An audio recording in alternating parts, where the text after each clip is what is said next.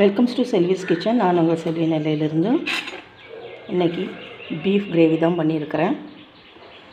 அட்டகாசமான டேஸ்ட்டில் காரசாரமாக பண்ணது.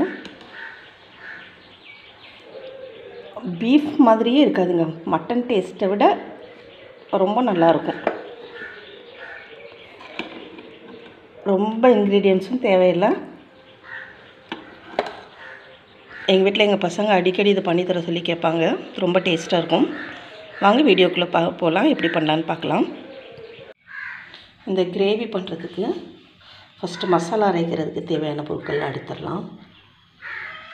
வெங்காயம், சின்ன வெங்காயம் தான் இதுக்கு நல்லா டேஸ்ட்டாக இருக்கும். ஒரு 10-15 சின்ன வெங்காயம் நறுக்கி தொடி எடுத்து வச்சுருக்கிறேன். அதுக்கப்புறம் ஒரு 8 வரமிளகாய், அரை ஸ்பூன் சின்ன ஜீரகம், அரை ஸ்பூன் பெருஞ்சீரகம், ஏலக்காய் 1 மட்டும் எடுத்துருக்கேன், கொஞ்சம் பட்டை துண்டு, அப்புறம் ஒரு கிராம்பு நிறைய போட்டால் கசந்துரும், ஒரு கிராம்பு போதும், கொஞ்சம் மிளகு, மல்லி, தனியா, மல்லி விதை ஒரு ஸ்பூன் எடுத்துருக்கிறேன், கொஞ்சம் கருவேப்பிலை, இவ்வளோதான். இதை நல்லெண்ணெய் விட்டு கொஞ்சமாக எண்ணெய் விட்டு இளம் வறுப்பாக வறுக்கணும். அதாவது லேசாக நல்ல மணம் வர்றப்ப ஆஃப் பண்ணிட வேண்டியது தான். நான் இன்னும் வத்தல் தூளெல்லாம் சேர்ப்பேன். இருந்தாலும் ஒரு 7-8 மிளகாய் வத்தல் எடுத்துருக்கிறேன். உங்கள் உரப்புக்கு தகுந்த மாதிரி நீங்கள் வத்தல் எடுத்துக்கோங்க. மற்றபடி அளவெல்லாம் இதே மாதிரி எடுத்துக்கோங்க. 1/2 கிலோ பீஃப்க்கான அளவு இது. காரத்துக்கு மட்டும் உங்களுக்கு தேவையான அளவு போட்டுக்கோங்க. மற்றதெல்லாம் இதே அளவு எடுத்திங்கன்னா நல்லா டேஸ்ட்டாக வரும். பாருங்கள், இப்போ நல்லா வறுத்துருக்குறேன். அடுப்பை நல்லா சிம்மில் வச்சுட்டு இந்த அளவுக்கு வதக்கி வறுத்து வச்சுருக்கிறேன். இது நல்லா ஆறின விட்டு இப்போ அரைக்கணும். ஃபைனாக நல்லா மையாக அரைச்சிக்கணும். இதுக்கு இடையில நம்ம இஞ்சி பூண்டு பேஸ்ட் அரைச்சிடலாம்.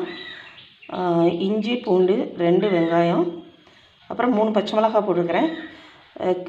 எனக்கு கொஞ்சம் காரசாரமாக தான் இருக்கும் குழம்பு.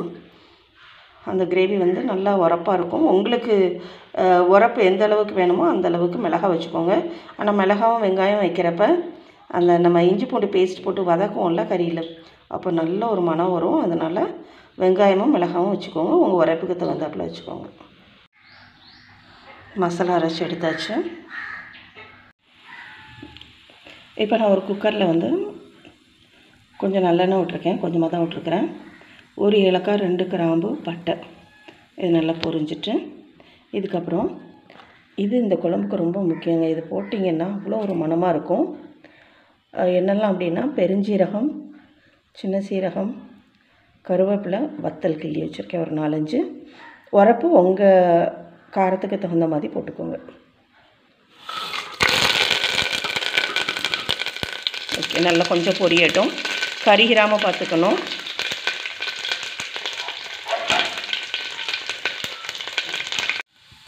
லேசாக செவந்து வந்துட்டு போதும்.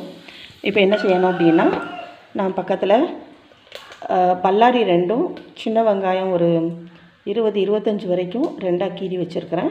இதையும் நான் இதோட சேர்த்துக்கிறேன். இப்போ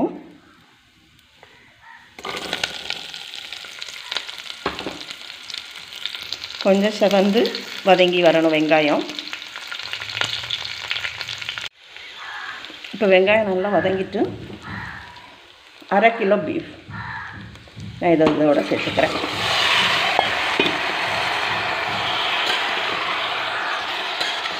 நல்லா கொஞ்சம் கிளறி கொடுத்துட்டு ஃபுல்லாக ஆயிலெலாம் அந்த கறியில் வர மாதிரி நல்லா கிளறி கொடுத்துக்கணும்.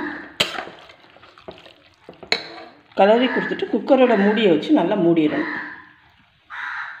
மாற்றி வச்சு இந்த மாதிரி குக்கரோட மூடியை மாற்றி வச்சு மூடிடணும். அடுப்பை இப்போ ஃபுல் ஃப்ளேமில் வச்சுக்கலாம். வச்சு ஒரு 5 மினிட்ஸ் நல்லா வேகட்டும்.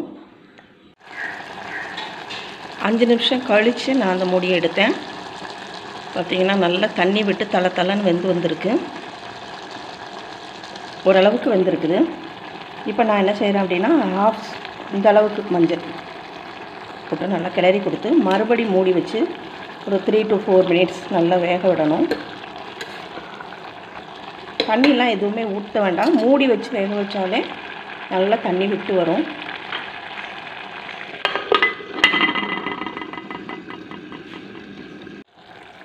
இப்போ அடுத்து ஒரு 3 மினிட்ஸ் ஆகிட்டு நான் இதில் உப்பு போட்டுக்கிறேன். நீங்கள் உங்களுக்கு தேவையான அளவு உப்பு போட்டுக்கோங்க. இதை நல்லா கிளறி கொடுத்து அடுத்து ஒரு 3 மினிட்ஸ்க்கு நல்லா மூடி வச்சு வேக வைக்கணும். அடுப்பை வந்து சிம்லேயே வச்சுக்கோங்க. நல்லா தண்ணி விட்டு வரும். சிம்மில் வச்சு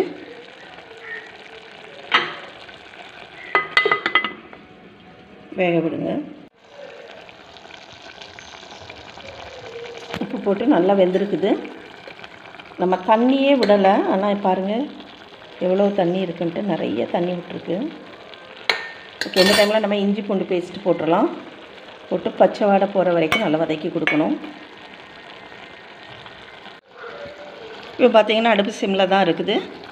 2 ஸ்பூன் மல்லித்தூள், 1 ஸ்பூன் வத்தல், 1/2 ஸ்பூன் மிளகு சீரக பொடி போட்டிருக்கிறேன். காரம் வந்து உங்களோட காரத்துக்கு தகுந்த மாதிரி வச்சுக்கோங்க. இதை நல்லா 1 நிமிஷம் மட்டும் பரட்டி கொடுக்கணும்.